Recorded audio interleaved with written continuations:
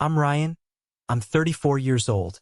And on the day we were all supposed to be thankful, my own family accused me of stealing my mother's life savings. Before I walk you through the whole twisted story of how I uncovered a betrayal so cold it could freeze fire, do me a quick favor and let me know where you're watching from in the comments below. It helps to know I'm not talking into the void here. It all went down on Thanksgiving. The air in my parents' house should have been warm, filled with the comforting sense of roasted turkey, sage stuffing, and the pumpkin pie I had carefully baked from my mom's own recipe. And it was, for a moment. But underneath that classic holiday aroma, another scent was creeping in. Something sharp, metallic, and cold. It was the smell of a trap about to spring. I had just set the pie on the kitchen counter when my dad, Richard, cleared his throat. It wasn't his usual time for dinner sound. It was a loud, deliberate noise designed to command attention, a sound that silenced all other conversation. He stood at the head of the dining room table, not with the warm look of a family patriarch, but with the stern glower of a judge. "Ryan," he said, his voice dangerously low, "we need to have a word before we sit down." The atmosphere shifted instantly. My sister, Chloe, who had been fussing with the floral centerpiece, suddenly became very still. My younger brother, Mark, who was slouched near the fireplace, straightened up, a nervous energy radiating from him. My mom, Helen, stood by the stove, wringing a dish towel in her hands, her eyes fixed on the floor. It was a coordinated silence, a rehearsed silence. "Sure, Dad. What's up?" I asked, trying to keep my tone light, but a knot of dread was already tightening in my stomach. He didn't speak again until he had walked across the room and stood directly in front of me. He was a big man, and he used his physical presence to intimidate. He looked me dead in the eye, his own filled with a chilling mixture of anger and disappointment. "I'm only going to say this once," he began, his voice a low growl. "Return the $50,000 you took from your mother, or get out of this house and don't ever come back." The words didn't register at first. They felt like they belonged to a different conversation, a different life. I let out a short, confused laugh. "50,000?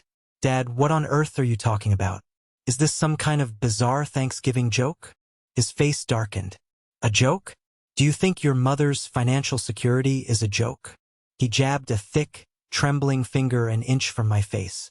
"Return the $50,000 or you are no longer my son.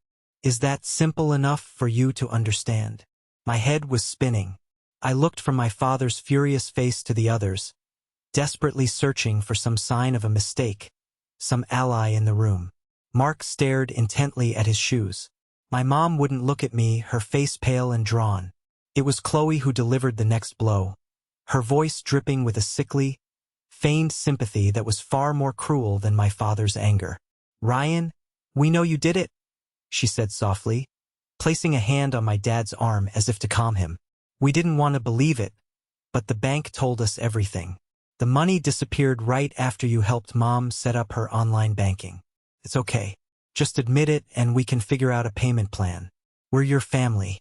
We want to help you with your problem." Her words, "your problem," were the final twist of the knife. In an instant, they had diagnosed me, judged me, and convicted me. I was no longer their son or brother. I was a charity case, a thief with a problem. Something inside me, something warm and hopeful that I had carried on the entire drive over, just turned to ice. I didn't yell. I didn't plead my case. What was the point? The trial was already over. I slowly, deliberately, picked up my coat from the chair where I'd tossed it. I grabbed my keys. The only sound was the clinking of metal in my hand. As I reached the front door, my dad's voice boomed one last time. "You have until this weekend is over, Ryan.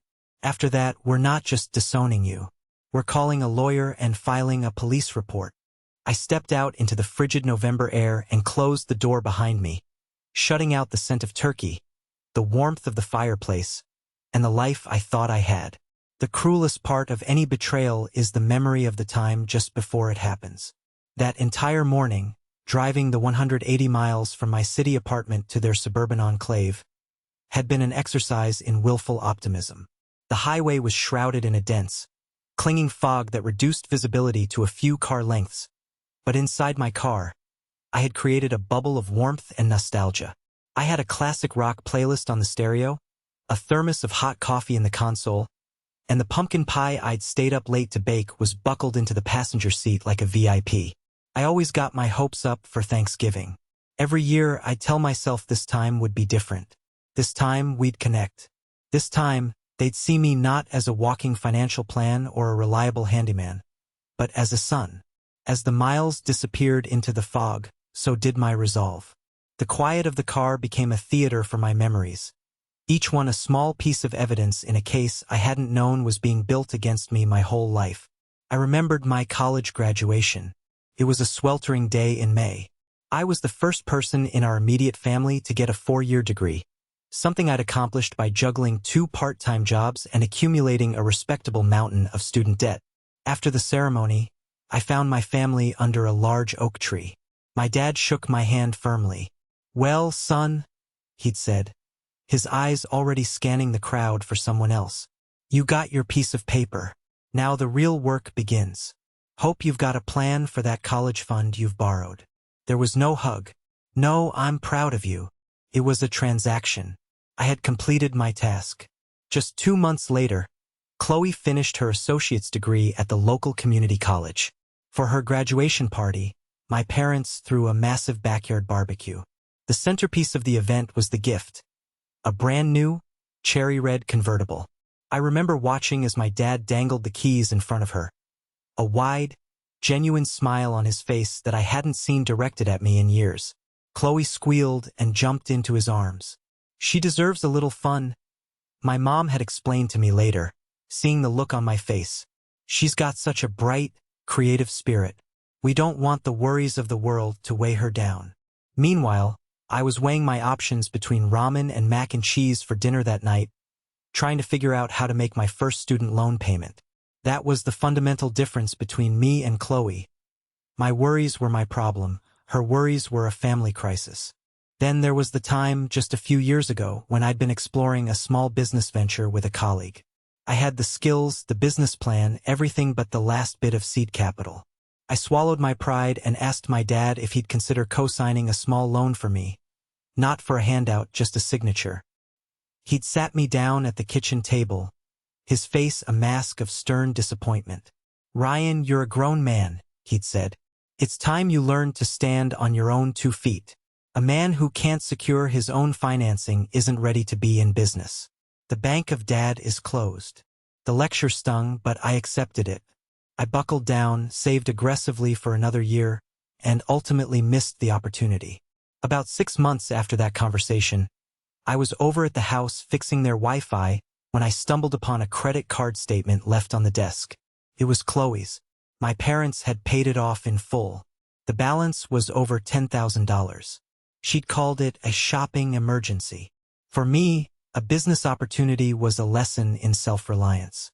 For her, a designer shoe collection was a family emergency. These memories weren't just isolated incidents. They were a pattern. I was the plow horse, expected to be strong, steady, and self-sufficient. Chloe was the show pony, praised for her beauty and spirit, adorned with ribbons she hadn't earned. Mark was just there, the forgotten middle child who learned early on that the easiest path was to ride in Chloe's golden wake. I pushed the thoughts away as I pulled onto their street. The fog was finally starting to lift, revealing the familiar, perfectly manicured lawns of their neighborhood. I saw the lights of their house, warm and inviting. For a moment, I let myself believe. This is home. This is family. My family. I took a deep breath, grabbed the pie, and walked toward the front door, a willing lamb walking into the slaughterhouse, convincing myself it was just a barn.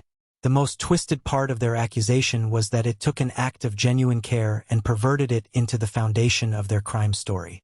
The whole online banking fiasco had started with a simple, worried phone call from my mom about 2 months prior. "I just feel so out of touch, Ryan," she'd confessed, her voice thin and anxious. "The bank is closing our local branch, and they keep sending these flyers about digital banking. It's like they're speaking a different language." Your father just gets angry and throws them away. He says if he can't talk to a person, he doesn't want to do business. It's really not that complicated, Mom, I had reassured her. It's actually much more convenient once you get the hang of it. You can pay your bills, check your balance, even deposit checks without ever leaving the house. I can come down next weekend and get it all set up for you if you like. The relief in her voice was palpable. Oh, would you, honey? That would be such a weight off my mind. You've always been so good with all this computer stuff. So, the following Saturday, I made the 3-hour drive and dedicated the entire afternoon to being her personal IT consultant. We sat together at the old, cluttered desk in my dad's study. The family computer was ancient, whirring and groaning like an old man getting out of a chair. I patiently cleaned it up, installed security updates, and then walked her through the bank's website. I made her do everything herself, guiding her hands. Okay, Mom, now you click here. See this little lock icon? That means the site is secure. Now let's choose a password. It needs to be something strong, something no one could guess. We spent 20 minutes just on the password. Her first suggestion was Richard and Helen. Her second was Chloe 1. No, Mom, I said gently.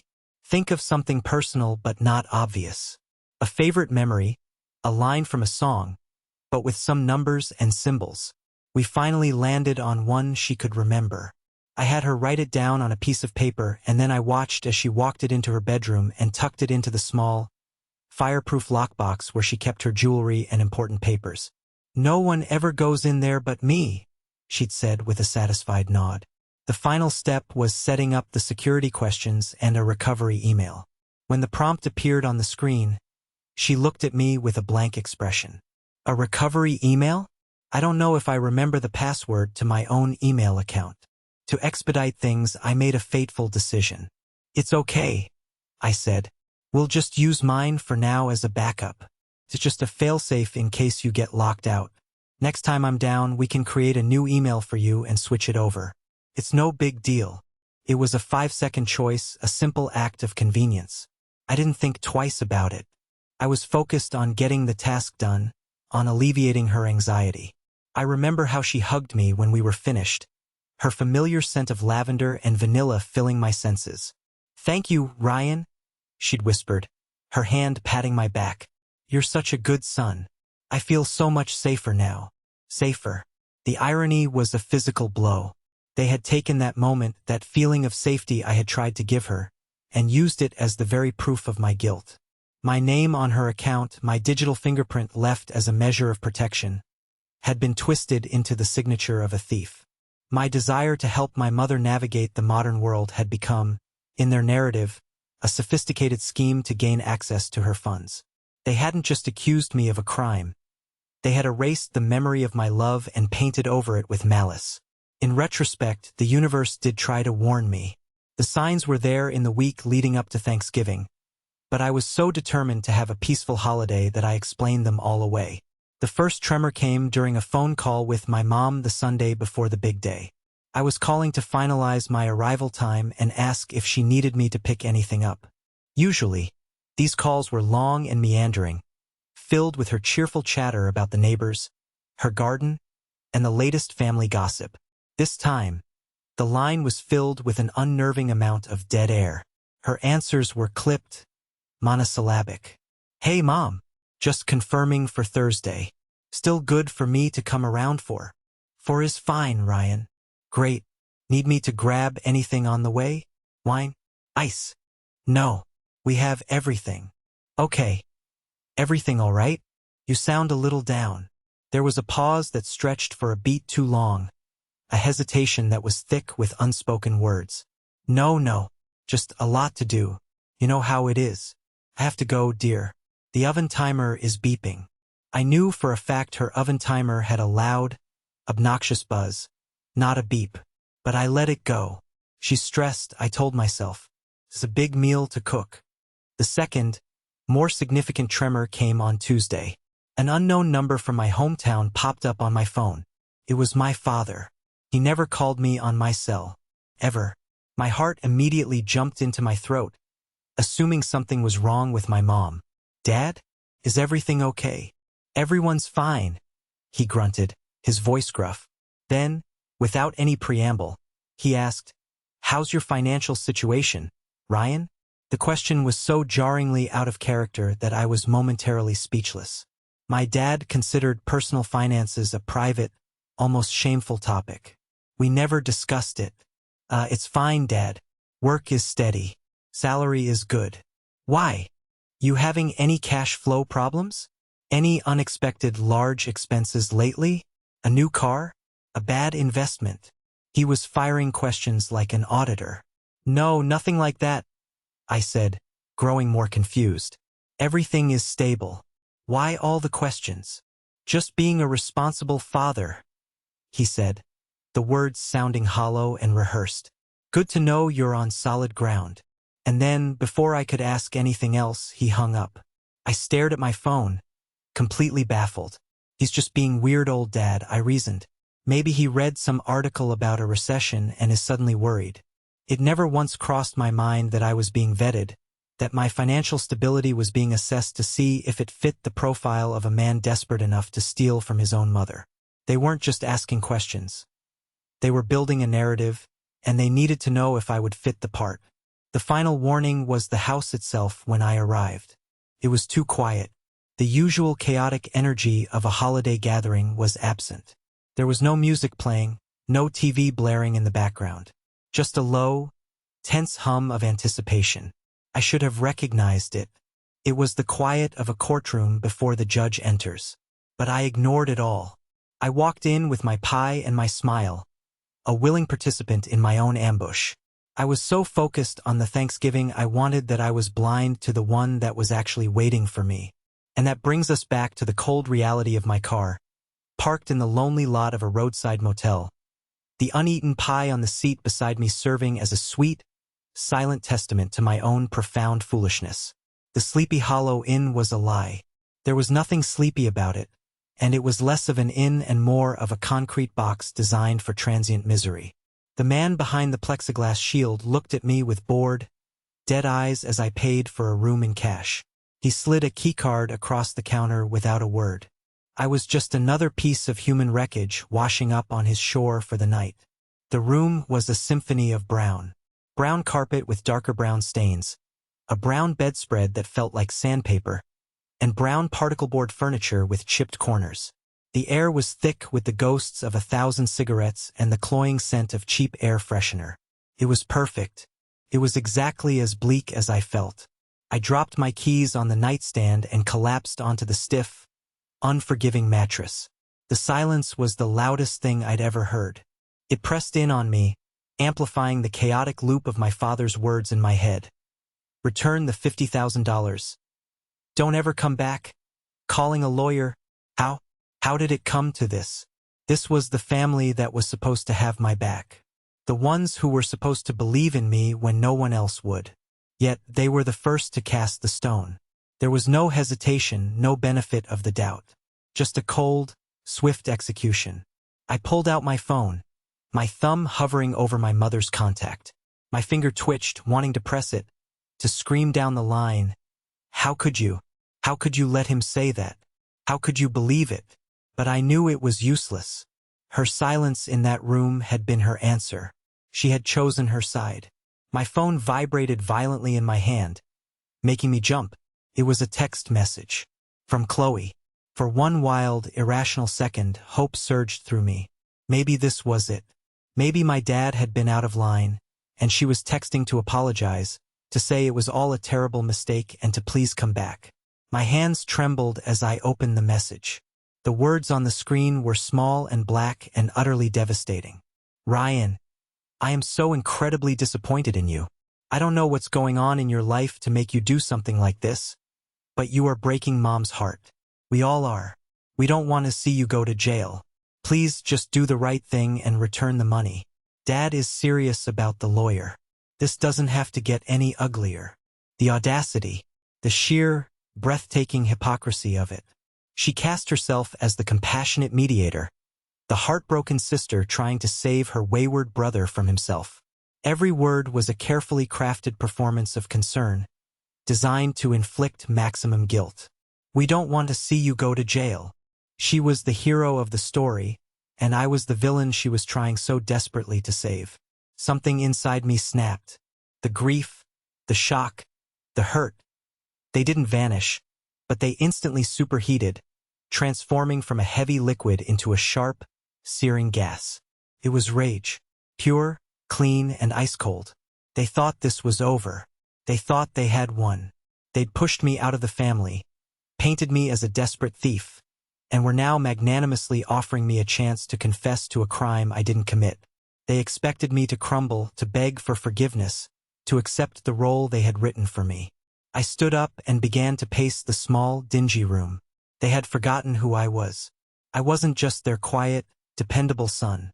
I was a forensic accountant. My job, my entire professional life, was about sifting through lies to find the truth. I followed paper trails and digital footprints that powerful people tried to erase. I was a bloodhound, and they had just handed me the scent. I strode over to the wobbly desk, pulled out my laptop, and plugged it in. The glow of the screen illuminated my face in the dim room. The rage hadn't dissipated. It had focused. It was no longer a fire burning me up from the inside. It was a laser beam. This was no longer a family dispute. They had made it a legal and financial matter. Fine. I would treat it as such. I was no longer Ryan, the son. I was Ryan, the lead investigator. And my first case was the people versus my own goddamn family. Morning came, but the gray light that filtered through the grimy window did little to dispel the gloom. I hadn't slept. I'd spent the night mapping out a plan, my laptop open, a notepad filling up with flowcharts and questions. The first step was to get confirmation of the facts, not my family's hysterical version of them. I found a small, greasy diner down the road that looked like it hadn't been updated since the 1970s. I sat in a cracked vinyl booth, the smell of old coffee and bacon hanging heavy in the air. This was where I was going to start dismantling their story. My first call was to Leo. He's the rising star at my firm, a tech wizard half my age who processes data like a supercomputer. More importantly, he's loyal. I'd taken him under my wing when he started, and he looked up to me. I was counting on that now. I laid out the situation as clinically as I could, stripping away the emotion and presenting it like a case file. The allegation is an unauthorized online transfer of $50,000. I said, my voice low. The sole evidence against me is that I helped establish the online access, and my email was temporarily listed as the recovery address. Leo was silent on the other end for a moment. I could hear the rapid-fire clack-clack-clack of his mechanical keyboard. He wasn't formulating condolences. He was already working. That's garbage evidence, Ryan, and you know it, he said finally, his voice sharp and focused. It's circumstantial nonsense. Okay.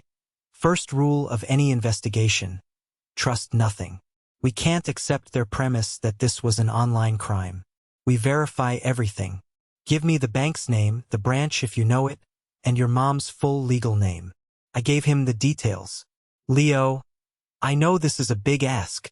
Dude, you saved my ass on the Kensington audit last year. I was about to torpedo my career. You're cashing in a chip, that's all. I have a buddy who works in fraud detection at that bank's corporate headquarters. He owes me a favor. Let me see what I can find out without raising any official flags. I'll be discreet. The next 90 minutes were the longest of my life. I drank 3 cups of the diner's tar-like coffee, staring out the window at the passing trucks, my mind a frantic mess of what-ifs. What if the evidence really did point to me? What if some sophisticated hacker had framed me so perfectly that the truth was buried forever?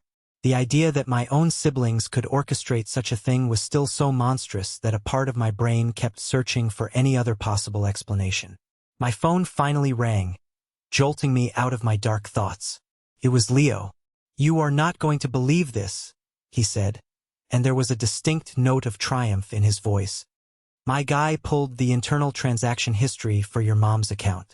It's exactly as you said. 50 grand is gone. 3 transactions over a 5-day period last month. 20,000, then 15, then another 15. My stomach clenched. Okay, so the amount is right. The amount is right, Leo confirmed. But the method is completely wrong. Ryan, listen to me. These weren't online transfers. They weren't wires. They weren't ACH payments. They were in-person, over-the-counter cash withdrawals. I froze. The entire diner seemed to fade into a dull roar in the background. Cash? Are you sure? They have to be mistaken. No mistake, Leo said firmly. My guy is looking at the digital teller receipts right now. Someone physically walked into the Mill Creek branch of that bank, presented a withdrawal slip, showed a valid form of ID, and walked out with the funds in the form of cashier's checks.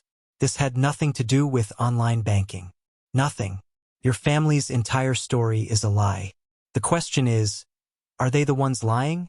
Or did someone lie to them?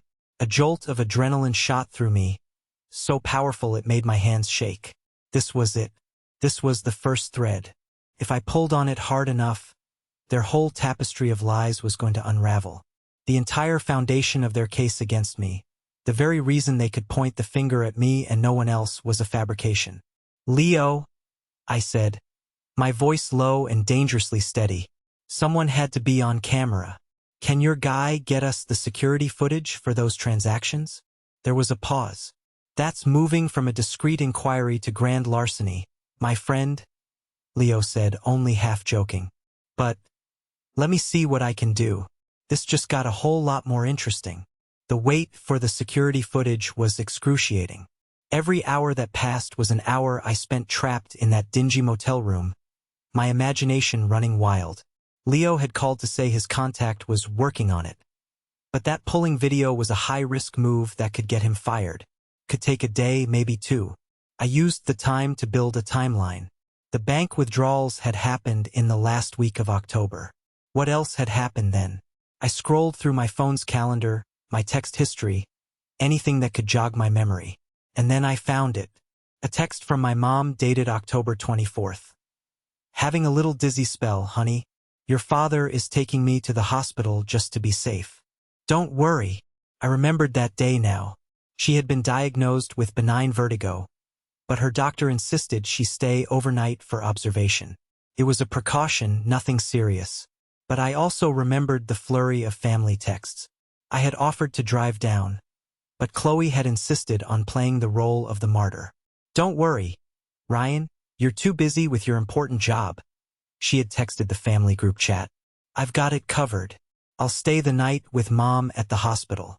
I wouldn't want her to be alone. The perfect, devoted daughter, staying by her mother's side. A mother who would have her purse with her. A purse that contained her wallet. A wallet that contained her driver's license, her bank cards, her signed social security card. Everything a person would need to prove their identity at a bank. The pieces were clicking into place, forming a picture so ugly I could barely look at it. Had she used that night, a night of our mother's vulnerability, to steal her identity? To take the very documents she would need to pull off the heist? The thought was so cold-blooded, so predatory, it made me feel physically ill. Late Saturday night, an email notification popped up on my laptop. The sender was an anonymous, encrypted address I knew belonged to Leo. The subject line was a single word, payday. My heart pounded against my ribs as I downloaded the attached files. There were 3 short video clips, each one named with a date and time. I clicked on the first one. The video was grainy, shot from a high angle showing the teller line at the Mill Creek Bank. The timestamp in the corner matched the first withdrawal. A woman with familiar blonde hair, wearing oversized sunglasses and carrying a ridiculously expensive handbag, stepped up to the counter. She was laughing, making a joke with the teller, putting her completely at ease. She slid a slip of paper and an ID across the counter. Even from that angle, I knew. It was Chloe. I watched, my blood turning to ice, as the teller counted out the funds and slid a thick bank envelope toward her. Chloe scooped it up, put it in her purse, and walked out of the frame. I quickly opened the second clip, dated 2 days later. This time it was a man. He wore a baseball cap pulled down low, and he kept his head down, trying to avoid the cameras. But as he turned to leave, he glanced up, and for a fraction of a second, the camera caught his profile. The weak chin, the nervous posture. It was my brother, Mark. The third clip from the following day was Chloe again. This time, she was even more confident. No sunglasses. She smiled directly at the camera as she walked in. It was a look of pure, unadulterated arrogance. She knew she was getting away with it. I must have watched the videos 20 times. The evidence was irrefutable. It was them. My own brother and sister. They hadn't just stumbled into this. They had planned it. They had worked together. They had used our mother's illness as an opportunity, drained her account, and then, with the money safely in their possession, they had launched the second phase of their plan, to pin the entire thing on me. The pain I had been feeling was burned away, replaced by something much harder and more dangerous. It was the cold, clarifying fire of absolute certainty. This was not a misunderstanding. This was a premeditated attack. They hadn't just stolen money. They had tried to steal my life, and I was coming to get it back. The video footage was the centerpiece of my case, the emotional gut punch. But I knew it wasn't enough on its own. They would try to lie their way out of it. Mom asked us to get the money for her. We were just helping. It was a weak defense, but in the emotionally charged arena of a family conflict, it might be enough to create doubt in my parents' minds. I needed to prove not only that they took the money, but that they deliberately and maliciously constructed the lie about the online theft to frame me. I needed to expose the architecture of their conspiracy. My focus shifted back to the digital world. Their entire accusation hinged on the online banking portal. If they had used it to build their frame-up, they must have left tracks. I called Leo again. I need one more favor, and this one should be easier, I said. I need the full login history for that bank account. Every attempt, every success, every password reset. IP addresses, timestamps, user agents. The works. Already on it, Leo said. My guy figured you'd ask for that next. He pulled it when he pulled the transaction history. Sending it now. A moment later, a spreadsheet appeared in my inbox. To a normal person, it would look like a meaningless jumble of numbers and letters. To me, it was a confession. I scanned the data, my eyes flying across the rows. For the first few weeks after I'd set up the account, there was only one entry. My login from my parents' house on that Saturday afternoon. Then, for weeks, nothing. The account was untouched. The activity started on the day after the final cash withdrawal. A single IP address appeared in the logs. A quick trace confirmed my suspicion. It was registered to the cable provider that serviced my parents' address. The login attempt originated from inside their house. But here's where they got sloppy. The first 5 login attempts from that IP address were failures. The log showed invalid password. They didn't know the password I had set with my mom. Then, the log showed a password reset request had been initiated. To reset the password, the bank sends a confirmation link to the email address on file. At that time, the email on file was still mine. They couldn't access my inbox. They had hit a wall. But they were persistent. A few minutes later, the log showed a different action. A recovery information change request, initiated through a different security protocol that likely involved answering my mother's personal security questions. Questions Chloe and Mark would have easily known the answers to. The request was to change the recovery email from my address to a new one. I didn't recognize the address at first. goldengirl88@webmail.com. It was so perfectly Chloe. For a moment, the sheer stupidity of it made me laugh out loud in that silent motel room. She'd been using variations of that Golden Girl handle online since she was a teenager. It was her signature. After her email was successfully registered to the account, the log showed another password reset request. This time, the link went to her. A few minutes later, a successful login entry appeared from the same IP address. They had documented their entire crime for me. They had shown me step by step how they had seized control of the account. But they made one more mistake.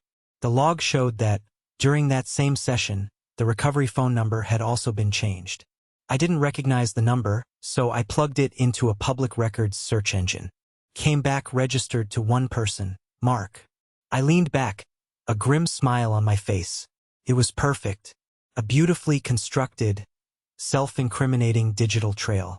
They had taken the money, then deliberately hacked the account to create the false evidence they needed. They were going to stand in front of the family and say, "The bank says it was an online crime, and Ryan's email was the only one on the account."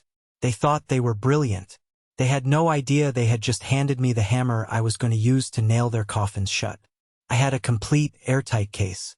I had the videos, the financial records, the digital forensics. My rage was telling me to drive straight to their house, kick open the door, and detonate the truth bomb in the middle of their cozy living room. I pictured myself throwing the photos on the coffee table, watching the color drain from their faces. But a calmer, more strategic part of my brain, the part that made me good at my job, held me back. The delivery of this information would be everything. If I went in hot, yelling and accusing, I would cede the moral high ground.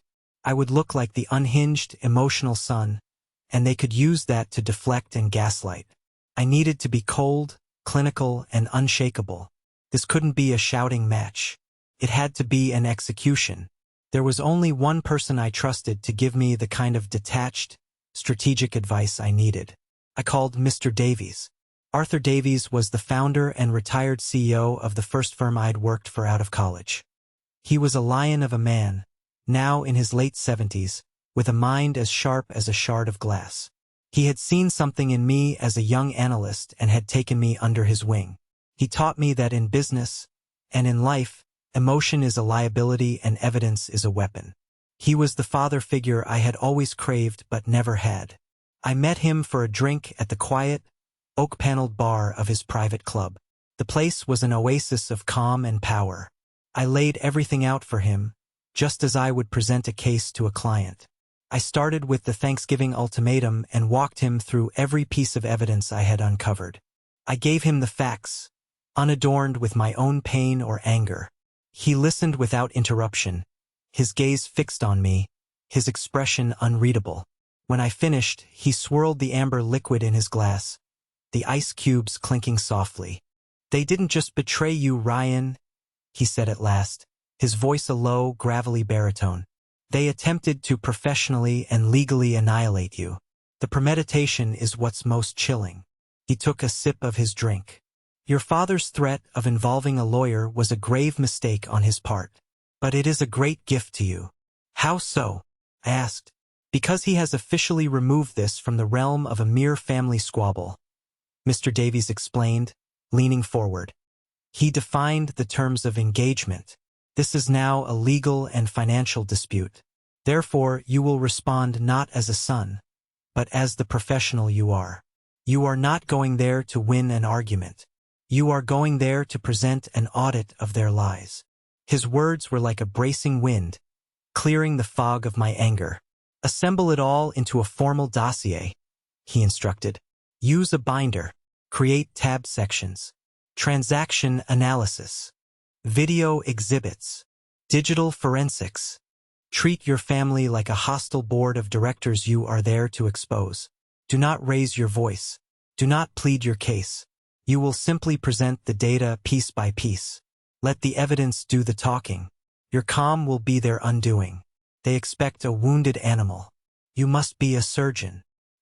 He took one last look at me, a flicker of something that looked like fatherly pride in his old eyes. "They tried to strip you of your standing, your salary, your future. They made this about money and power. So you will go in there and you will show them what real power looks like. It's not shouting, Ryan. It's the quiet, irrefutable truth." I left that meeting feeling transformed. The burning rage was still there, but it was now banked, controlled, channeled into a singular purpose. I spent the rest of the day at a copy shop, printing photos, creating professional-looking reports, and assembling 2 identical black binders. One for me, and one for them. They had threatened me with their lawyer. Fine.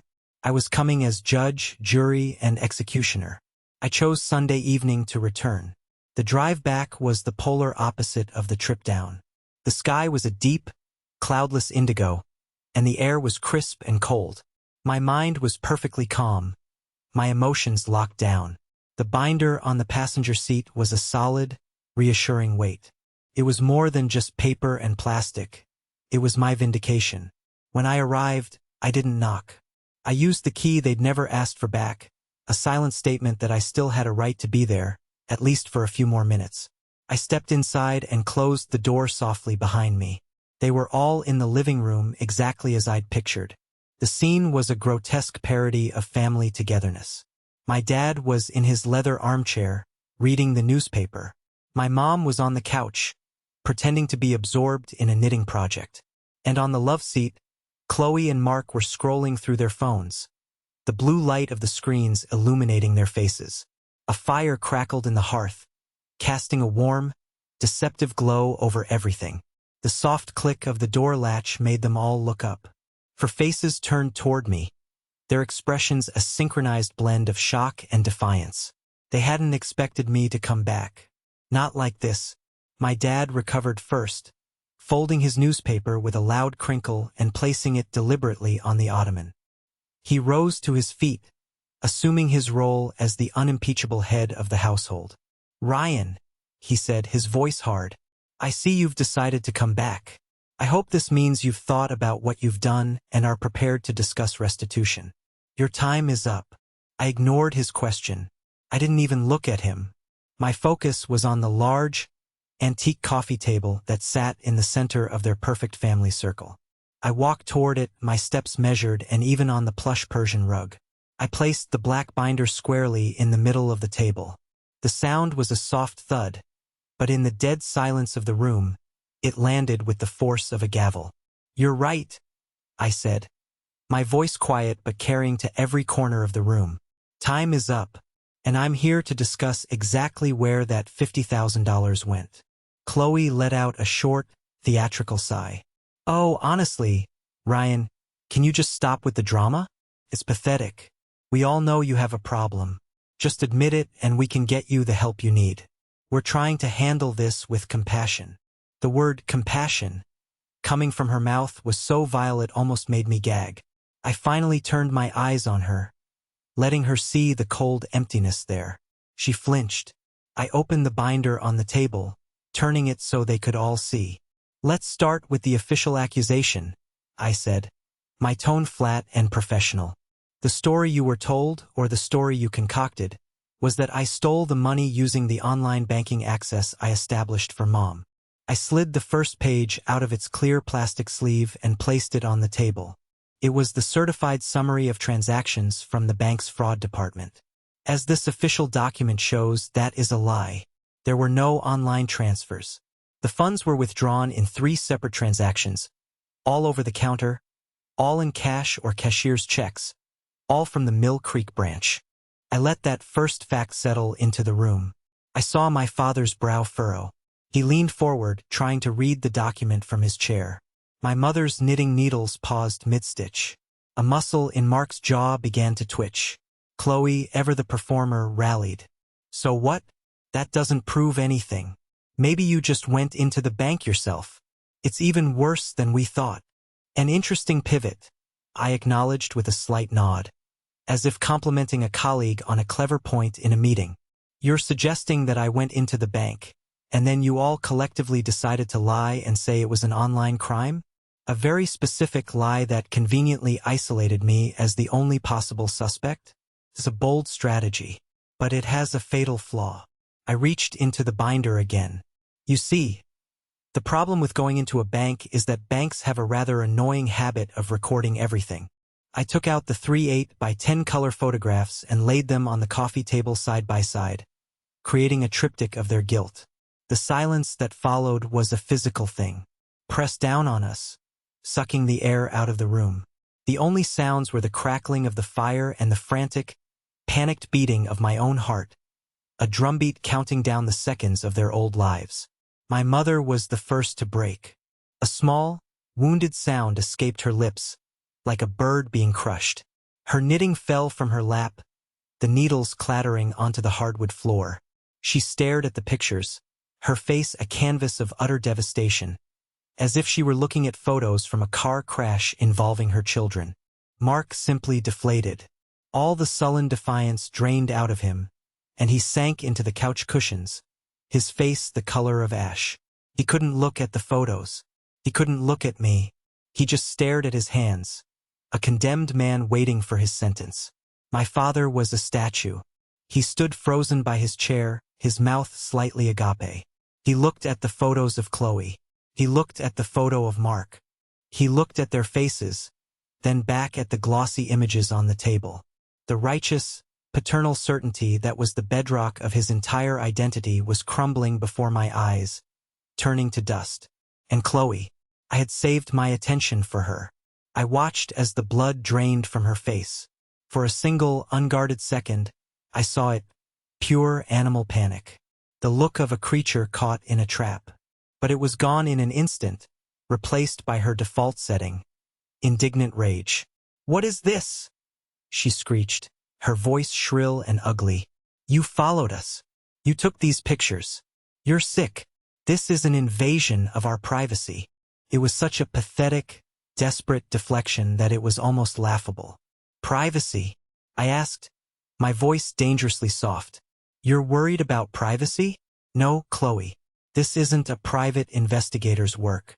This is the bank's internal security footage." And they were more than happy to provide it once the words criminal investigation and fraud were mentioned. I just followed the evidence. Something a lawyer would also do, Dad. I let that barb land on my father before turning my attention back to the table. The grand finale. But taking the money was only half the plan, wasn't it? I continued, my voice methodical. You needed a scapegoat. You needed to create a narrative that pointed directly at me. I pulled out the final set of documents, the IP logs, the printouts showing the change to her Golden Girl 88 email address, the reverse lookup of Mark's phone number, and spread them out like a winning poker hand. "This is from your own computer, right here in this house. This shows you trying and failing to get into Mom's account. And this shows you changing the recovery email to your own. And this, Mark, shows you adding your cell phone number to the account. You didn't just stumble into this lie. You built it piece by piece. You were so sure you were smarter than me. You were so sure I would just roll over and take it." I finally looked up and met my father's eyes. "You asked me for $50,000. But the cost of what they did is so much higher." I gestured to the evidence laid out on the table. "This is your family. This is the truth." My mother's quiet weeping turned into full-blown, body-racking sobs. "Richard, do something," she pleaded to my father. But he couldn't. He just stood there, speechless, his world dismantled around him. Chloe and Mark were silent, trapped, their lies exposed so completely that there was nowhere left for them to hide. I had done it. I had brought the truth into the light. But looking at the shattered faces of my family, I felt no triumph. Only a vast, cold, empty space where a home used to be. This is the moment that changed everything, the moment I finally took back control of my own story. Thank you for sticking with me this far. You are amazing. If you could, please help me out by liking this video and commenting the number 1 down below, just so I know you've been on this journey with me. It doesn't just help more people find this story. It also lets me know that my experiences mean something to someone out there. Your support is the biggest motivation for me to keep sharing the rest of this journey. The stunned silence was finally broken by the sound of Chloe's weeping. But it wasn't the sound of remorse. It was the sound of a spoiled child who had just been caught. Her tears were for herself. "It's not my fault," she wailed, her voice thick with self-pity. She looked at me, her eyes filled not with shame, but with a lifetime of stored-up resentment. "You have no idea what it's like to be me, to always be compared to you." She stood up, pacing in front of the fireplace like a caged animal. "It was always Ryan's so smart. Ryan got another promotion. Ryan's salary is so impressive. I was just the pretty one, the fun one. You got all of Dad's respect, and what did I get? A pat on the head." The sheer, staggering level of her delusion left me speechless. I wanted to scream at her about my student loans, about the 60-hour weeks I'd worked since I was 22, about the sacrifices I had made. But I held my tongue. This wasn't a debate. It was a diagnosis. "You have your perfect career, your perfect life," she continued, her voice rising. "I just wanted a chance to have something of my own. I have a business plan for an online boutique. It's brilliant, but you need capital to start a business. I was going to pay it all back. This was just a loan. It was my inheritance, anyway. I was just accessing it a few years early. My father, who had been silent until now, finally spoke. His voice was a choked, hollow version of itself. Your inheritance? You stole from your mother and you call it an inheritance. Mark, seeing an opportunity to deflect some of the heat, finally chimed in, his voice a sullen mumble. We weren't stealing from Mom. We knew she'd be fine. We were borrowing it from Ryan. Really? I stared at him. Borrowing it from me? He finally met my gaze, his eyes full of a dull, petty envy. Yeah, you wouldn't even feel 50 grand going missing. It's like a rounding error in your bank account. For us, it's a fresh start. We knew you'd be okay. It wasn't personal. It wasn't personal. Those 3 words were perhaps the most damning of all. They had emotionally and financially vivisected me, set me up to be disowned and charged with a felony. And they didn't even have the decency to do it out of hatred. They did it out of convenience. I wasn't a person to them. I was a resource, an obstacle to be removed from their path to easy money. My mother looked from Chloe to Mark, her face a mask of utter incomprehension. The sobs racked her small frame. But you let me believe. You let me think my own son, my first baby, had stolen from me, she whispered through her tears. You sat here with me for weeks. You watched me cry. You held my hand and you said nothing. How could you do that to me? How could you do that to him? Chloe and Mark had no answer, because there was no answer. Their excuses had run out, and all that was left in the room was the ugly, naked truth of their greed and their cruelty, illuminated by the warm, cheerful light of the family fireplace. I had seen enough. I had heard enough. There was nothing left to say, nothing left to discover. There was only the ending. I calmly began to gather the evidence from the coffee table, sliding the photos and documents back into their protective sleeves and placing them in my binder. The methodical, quiet sounds of my movements were a stark contrast to the emotional chaos erupting around me. I'm not calling the police, I announced to the room. I saw the tension leave Mark's shoulders. I saw Chloe's sobbing hitch with a small, sharp intake of breath. It was the flicker of relief from 2 people who had just realized they might get away with it. Don't thank me, I said, snapping the binder shut. This isn't an act of mercy. This is an act of self-preservation. My life has been consumed by your toxicity for the last time. I refuse to spend the next year of it sitting in courtrooms, giving depositions, and reliving this nightmare for the benefit of the legal system. You are not worth another minute of my time.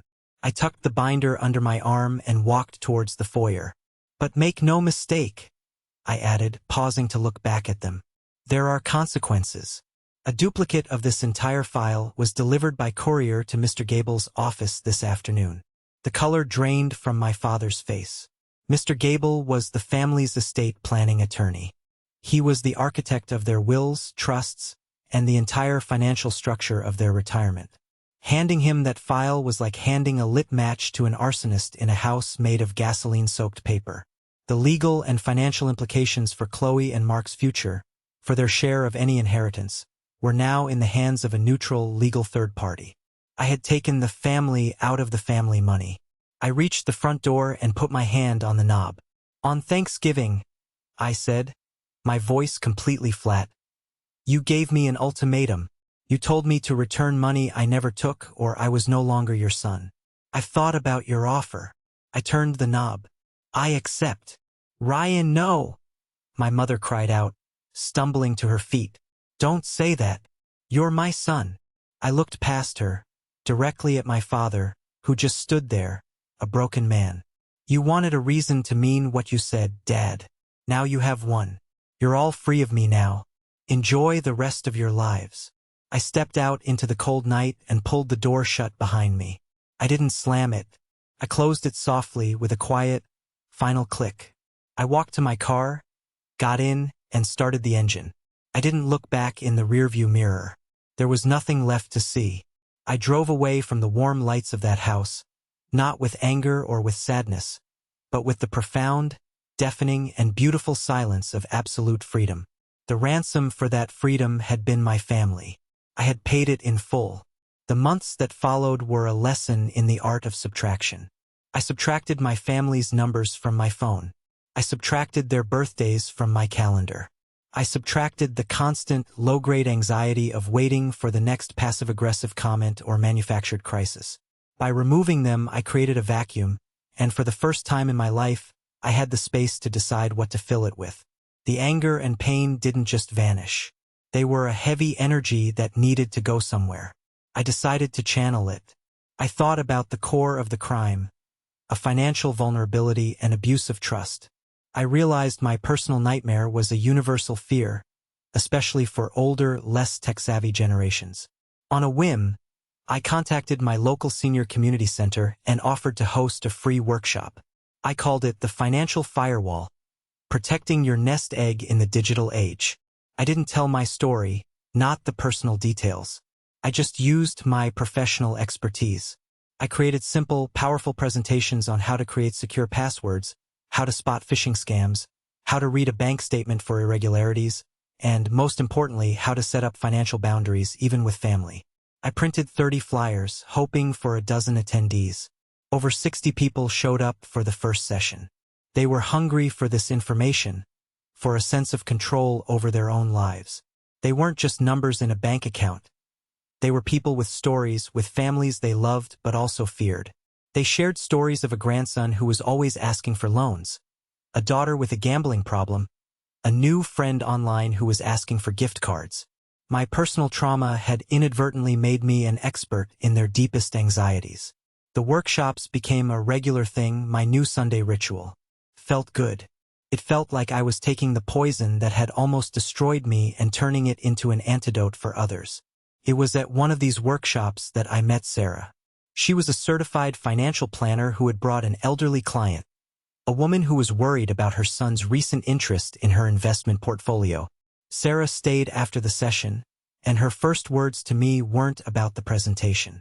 "You talk about asset protection," she said, her smile warm and genuine. "But what you're really teaching is self-worth. You're telling these people that their life's work is worth protecting, that they are worth protecting." She saw right through the technical jargon to the emotional core of what I was doing. We got coffee that day, and it turned into a 3-hour conversation. She was the first person I told the whole story to, from start to finish. She didn't offer pity or outrage. She just listened. And when I was done, she simply said, "Their loss." That was the beginning of something new. Something I was building for myself, not in reaction to my family, but entirely separate from them. Our relationship wasn't based on shared history or obligation. It was based on shared values. Honesty, respect, and the quiet understanding that the best families are the ones you choose. My old life had been built on a foundation of crumbling sandstone, where I was constantly trying to patch the cracks. This new life felt different. It felt like I was finally digging a new foundation, down to the bedrock, and laying the first solid, unshakable stones myself. It was harder work than I could have imagined, but for the first time, I felt like I was building a home that no one could ever kick me out of again. Just when I thought I had successfully amputated the past, the phantom limb began to ache. The silence from my family, which had been so blessedly peaceful, began to be punctuated by small, desperate signals from the world I had left behind. The first was a short, stilted email from my cousin Ethan, the one I had always been closest to. "Ryan, man, I don't even know what to say. We all heard a crazy story from your dad after Thanksgiving. Sounded like you went off the rails.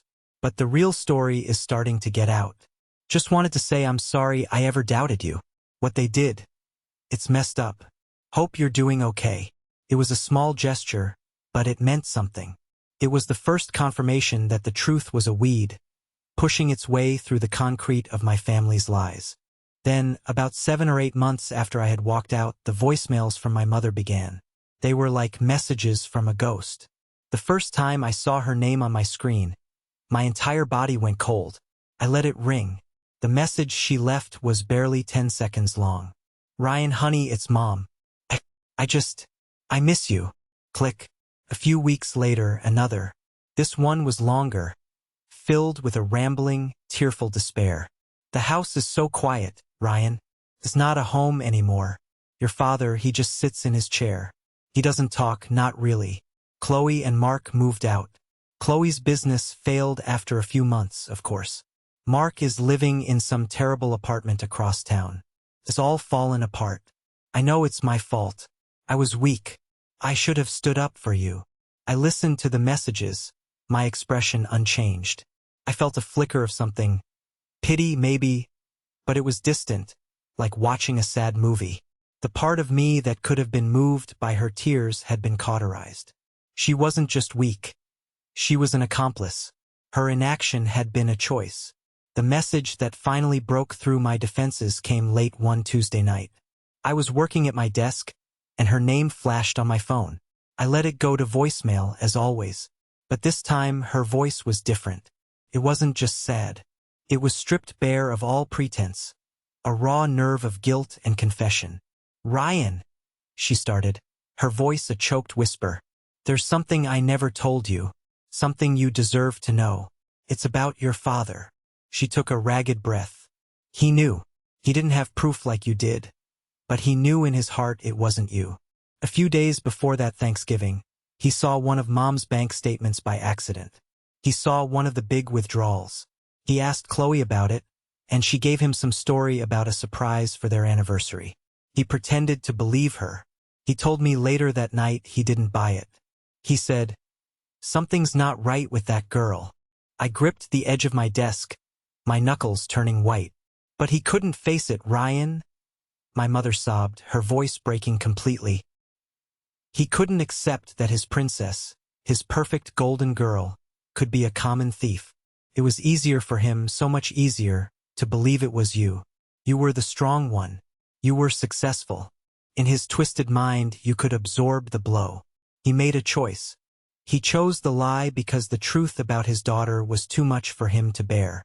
He sacrificed you to protect her. He chose his favorite child. And I stood there and I let him. I am so sorry, Ryan. I was a coward. And I let a coward destroy my own son. The call ended. I just sat there in the dark. The city lights a blur through the window. It was the final, most devastating piece of the puzzle. My father's betrayal wasn't a mistake made in anger. It wasn't a lapse in judgment. It was a deliberate, calculated sacrifice. He had looked at his 2 sons and 1 daughter, and he had chosen which one to feed to the wolves. And it was me. It had always been me. A year and a half has passed since that last terrible confrontation. It's funny how time works. It doesn't necessarily heal all wounds, but it re-landscapes the terrain around them, making them part of a new, different map. My workshops have expanded beyond what I ever imagined. I partnered with a local credit union, and we developed a curriculum that's now being used in community centers across the state. Sarah is my partner in that and in everything else. We found a place together, a bright, airy apartment with lots of windows that overlooks a park. It's the first place that has ever truly felt like home. Last weekend, we were doing a big spring clean-out, getting rid of old things to make space for the new. In the back of my office closet, on the highest shelf, I found a storage box. Inside, sitting right on top, was the black binder. The dossier, the evidence of my old life. I pulled it out and held it in my hands. It felt heavier than I remembered. I ran my fingers over the smooth, professional cover. For a long moment, I thought about opening it, about looking at the grainy photos of my siblings, about reading the cold, hard data of their digital trail. A part of me was curious to see if it could still make my blood run cold, if the wound would still bleed if I pressed on it. But I didn't open it. I realized, standing there in the quiet of my new home, that the binder's power was gone. It had served its purpose.